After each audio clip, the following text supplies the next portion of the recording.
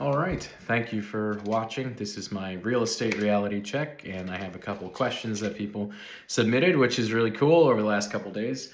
I wanted to do this as a live stream, but I am heading back out to shovel very soon, just like everybody.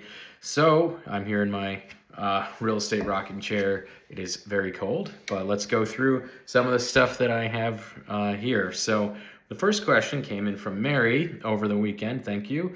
It is, what is a Zestimate? So if you're looking on Zillow at your own property and there's a number that comes up, it says the Zestimate, the zestimated value of what your home is. This number, I'm not going to say is totally wrong, but it's pretty made up. It's based on local sales. It's based on the assessed value of your property, and it has no ability to actually tell what work you've done, what work wasn't done, like neglected stuff. Does your house need a roof? That type of thing.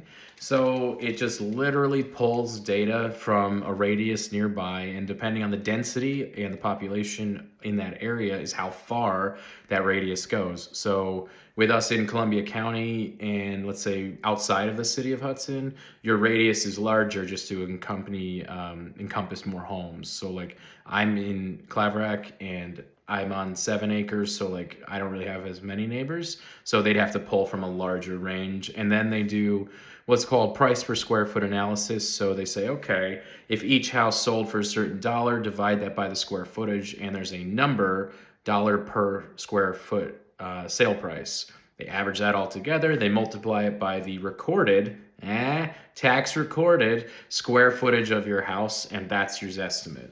It's pretty, it's generic. You know, it can be spot on, just like a broken clock can be right twice a day. You know, like it's not gonna be a home run, and I highly recommend not relying on it for making important financial decisions, like listing your house. Which brings me to question number 2 from Steve. Thanks, Steve. List in the winter or wait until the spring? Great question. List when you're ready. The weather in our area, despite this current, 2-foot snowstorm, the weather in our area does not stop serious buyers. It's that simple.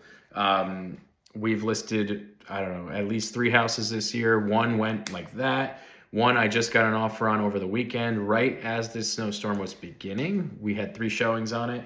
Another one up in East Greenbush, it's had many showings on it, and we're still, we're close on the number. So the buyers are serious. List when you're ready. List when the property's ready. Talk to us when you're ready to list. Only us. No, I'm just kidding. When you talk to your agent, which I'm hoping is us, we may suggest that you do what's called a seller's inspection, where you take a home inspector, hire him, and he goes through the house, and he'll tell you what's wrong, and it's up to you if you want to fix it or not. You make the price according to the condition, right? So I wouldn't worry as much about seasonal conditions as maybe 20 years ago. Like our buyers are always looking and they want to be in by spring. So, I wouldn't wait till spring, just wait until you're ready, and whatever that means for you, whether it's fixing something or just pricing it accordingly. And my final question came from Bill, the classic, are the rates coming down soon? No. No, they're not. If you want to look at the quarter percentages, half percentages, maybe, but I mean, if we go down another half this year, that'd be incredible. But like, if you're looking for pre-COVID numbers, like 3%, it's a long ways off. Like over time, you're going to be paying more to just rent or wait it out for that rate to come down as the home values continue to go up. So the time to buy is when you see it and when you're ready. So to me, it's the same thing as listing, like I just talked about. It's always when you're ready and you're prepared. So you should talk to a lending company, see what monthlies would look like on a house that you're interested in. Even if you're not going to make an offer on it now, at least get the numbers so you can say, okay, this is what, a 250 or 300 house would look like, right? What I wanted to kind of touch on, because I made a note about it, was the talk of the 50-year mortgage, which I know sounds crazy. And it is crazy. Don't get me wrong. It's to lock in like that is hard. The two major downsides of it. The first, it doesn't solve the affordability issue because that's a shortage issue. That's not a pricing issue. So affordability comes straight from supply and demand. So the supply is too low for the demand. That's where prices continue to go through the roof, right?